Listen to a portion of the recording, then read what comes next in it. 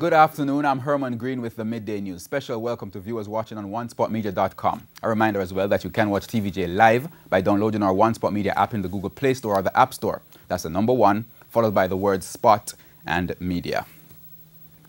Despite growing concern about the zones of the Special Operations Bill, the government says it will not be obstructed and is now planning for the law to take effect by mid-July.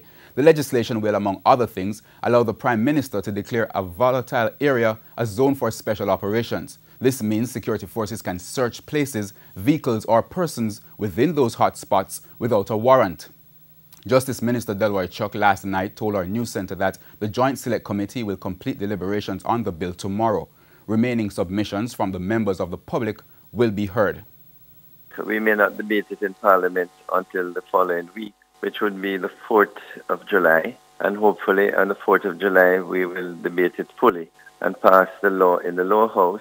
And it should go to the upper house by the 7th of July. And thereafter it is law. We're hoping that the police will be able, the security forces, under the direction of the National Security Council, will be able to enact or implement the provisions under this bill by the middle of July. And the Justice Minister responded to concerns raised by the parliamentary opposition and some human rights groups about the zones of the Special Operations Bill. He said criticisms and other issues raised will be taken into consideration.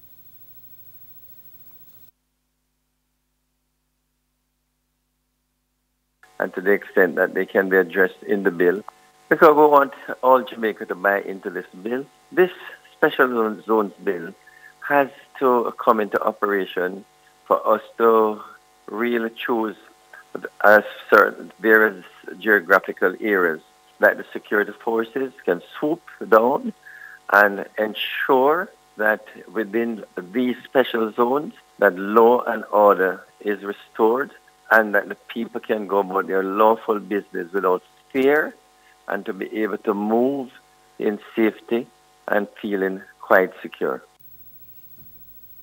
The police have released the identities of the 2 men who were fatally shot in Raytown, Kingston last night. They are 34-year-old Roshan Harriott of Maiden Street in Kingston and 41-year-old Sean Cunningham of James Street, also in Kingston. A 3rd man was shot and injured. The incident occurred on Potters Row in the Elliston Road community. Reports indicate that about 8:30, Mr. Harriott and Mr. Cunningham drove a motorcar to the area to get ice. While at the location, men drove up and opened gunfire, hitting them. They were pronounced dead at hospital. A man who was nearby was also shot and is in stable condition in hospital. Former Member of Parliament Damian Crawford is blasting persons from poor communities who claim to get involved in crime because of poverty. Mr. Crawford was speaking at a recent People's National Party meeting in East Kingston, where he also chided residents who do not condemn criminal activities in their own community to their own detriment.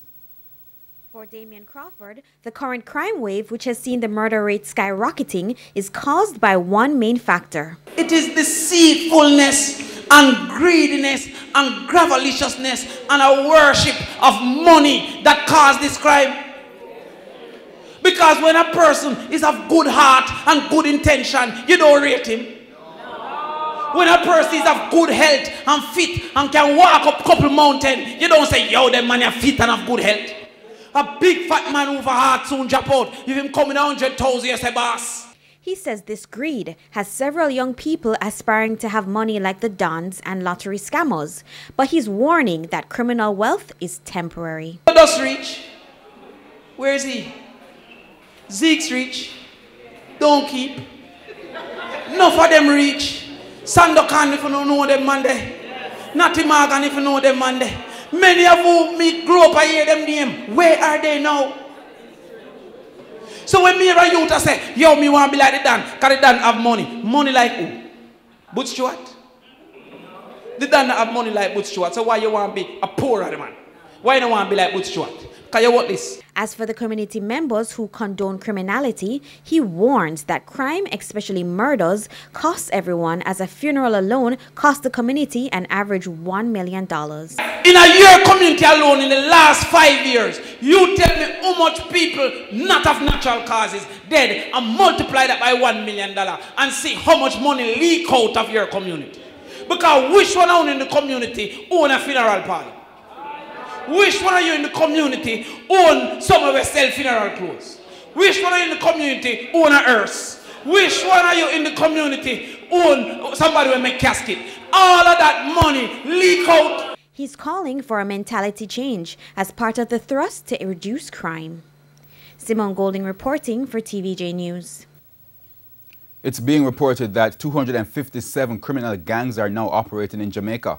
Police intelligence estimates that an additional 41 groups are on the verge of becoming gangs. Deputy Superintendent of Police Dwight Clark adds that there are also about 50 school gangs. The groups are operating in 13 divisions across the island and are now under police surveillance. Many of them we see are connected to parent gangs. So in the school environment, we're not aware that they are shooting people, robbing people on school compounds in most cases. But we are aware that in the community, at the community level, many of these persons are involved in serious and violent crimes. One situation over in St. Catherine South played out recently at a particular school which was connected to a violent incident in the Central Village area. So we know that this is a phenomenon that we must appreciate better and address. In other news, with two members of Parliament set to resign this week, the Electoral Office of Jamaica, EOJ, says it will be ready in the event that by-elections are called soon. Member of Parliament for St. Andrews Southwestern, Portia Simpson-Miller, and Dr. Omar Davies, who has represented St. Andrews Southern since 1993, are set to resign on Thursday. Director of Elections, Orette Fisher, spoke with TVJ News on the EOJ's state of readiness. There are certain statutory requirements in terms of an election being announced, which provides a certain time between announcement and nomination and between nomination and election day. So I am satisfied that if an election is called, we would be able to conduct the election within the statutory time which will be provided under the law. The Jamaica Public Service, JPS, says customers who were affected by the fire at the Cardiff Hall on Saturday may experience further disruptions in their power supply. JPS Corporate Communications Officer Audrey Williams says this is as a result of repairs being carried out at the facility as significant damage was done to the company's equipment.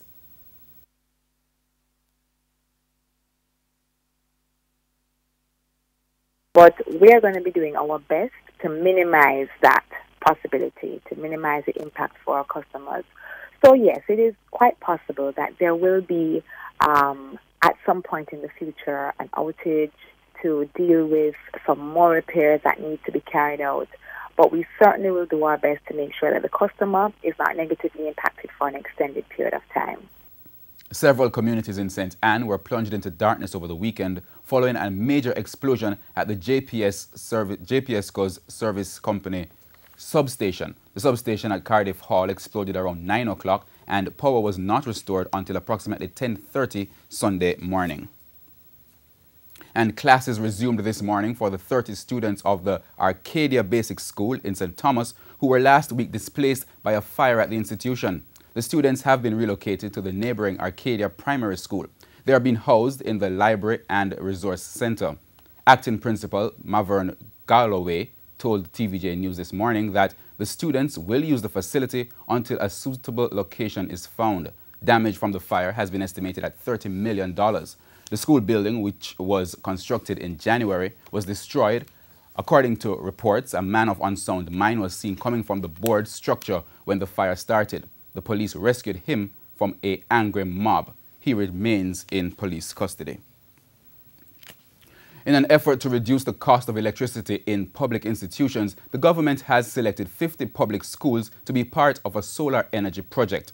Speaking at the Homewood Technical High School graduation ceremony yesterday, Government Senator Matthew Samuda said the schools selected for the project will be powered by solar energy. He adds that the government is also very close to completely removing pit latrines from the school system. this government will be able to say firmly to the country that no more schools will have peddler trades. We have brought it down from 60 when we came in to 7 remaining, and those 7, I know we're getting quotes in now to change that. And it is something that in modern day Jamaica there should be no school with a peddler trade, and it is something. He said the government is also working to remove the shift system from the remaining educational institutions. It is something that the entire administration is committed to, and we are working tirelessly to increase the capacity of our schools so that we can take them off of shift system once and for all. In international news, a tourist boat capsized in northwest Colombia on Sunday, leaving at least 6 people dead. 31 people are still missing. We go to the CNN for more. The death toll could rise since at least 28 people have been reported missing, and the first 2 floors of the vessel packed with passengers were the first to sink. According to witnesses, the boat carrying at least 150 tourists sank in about 10 minutes. Fortunately, several boats that were on the Guatapé Reservoir got quickly to the scene and helped in the rescue. Several passengers of the El Almirante, or the Admiral, the name of the boat, have stated that they were not given life vests when they got into the vessel. A few hours after the accident, President Juan Manuel Santos arrived in Guatapé to personally assess the situation. Some people who witnessed the tragedy from the nearby shore say that the boat appeared to be overloaded, but President Santos said that it was sailing well below capacity.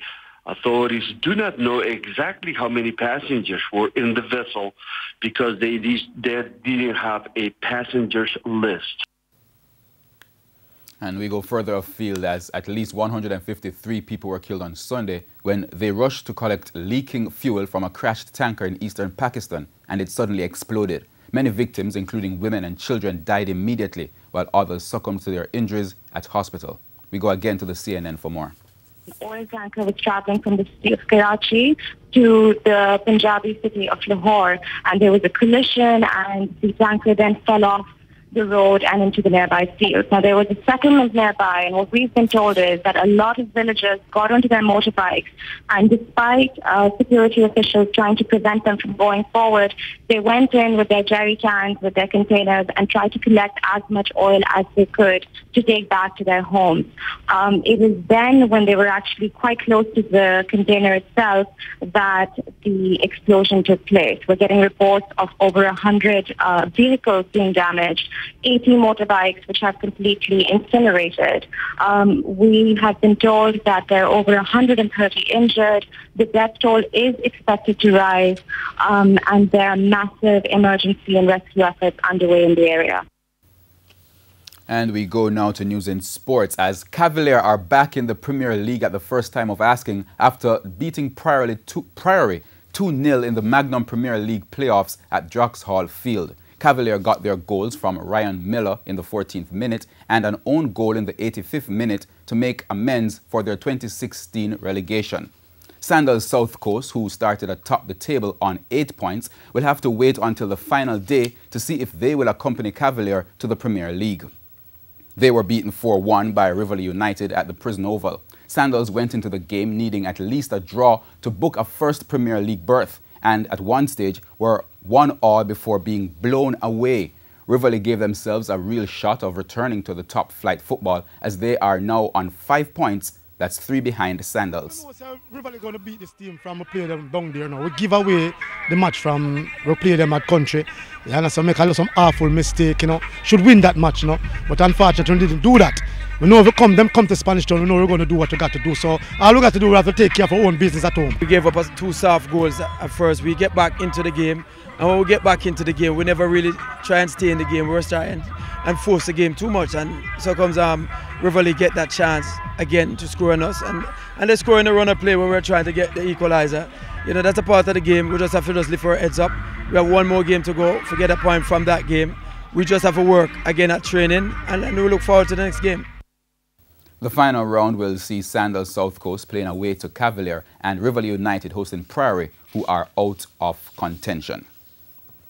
And the Jamaica Reggae boys were stunned 2-1 by Curaçao in the final of the Caribbean Cup in Martinique last evening. The boys were behind from as early as the 10th minute when Ellison, who deflected a shot, rolled past custodian Dwayne Miller.